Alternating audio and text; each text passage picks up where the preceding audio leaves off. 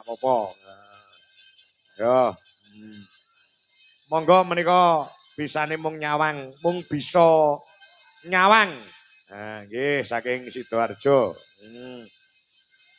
Nggih, wonten sing mirsani live streaming Pak menika. Nggih. Bapak Soib saking Jatirogo Tuban Banyulang. Oh, nggih. Sugeng mirsani.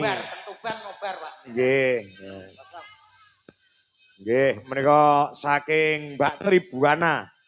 Dewi Nawangsari ingkang wonten Sidoarjo. Nggih, monggo pun aturaken lagunipun musik ya. Mas Tato ya, ya. Coba kaya ngapa? Ya. Mbak, yen jauh tadi geser iki. Mbak, ini lagi Mbak, halo, halo ding dong. Ini. Nah, supaya terlihat Mbak Retno Cumpe, Mbak Wiwi, Mbak Wiwi, Mbak Wanda, Mbak Wandu, terus Mbak Wandu gitu. Ya. Iki nuwun sewu Mbak Tribuana, iki Mbak Niken urung apal lagu iki. Mula gen diwakili engko saya diaturke meneh lagu nggon gara-gara Mbak Niken masih sampai waktu gara-gara. Oh iya, ngono ya. Ya. Musik nggih Gong, bolo. Ya, coba kaya ngapa lagune mung bisa nyawang. Yuk. Ya.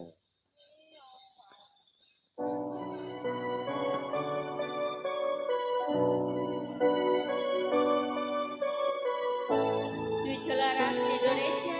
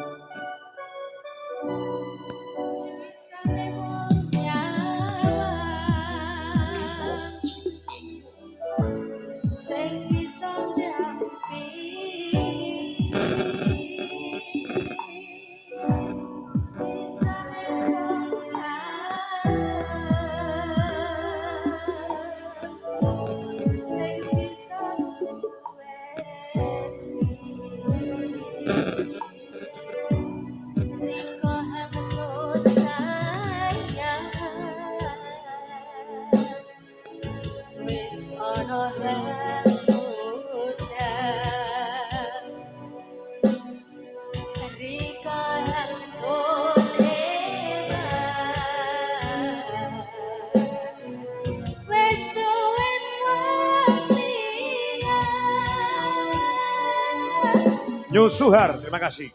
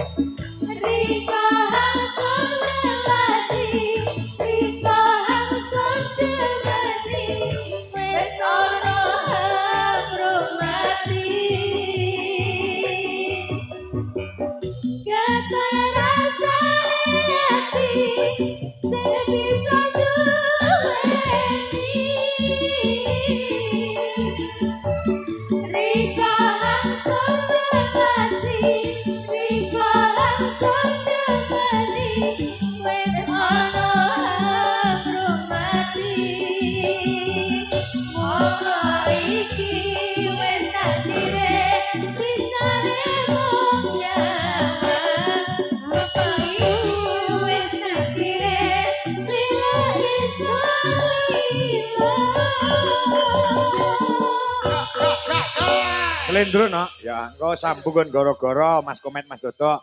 Leh guyon karo Mbak Niken Salindri, ya mawis nembang cara jaman saiki engko gara-gara alusan kon nembang klasik. Oh iya. Kuwi apa-apa iso kok nok. Oh ngono ya. Kalau sawangan mendung mentiyung ana ing jagat raya, Guys.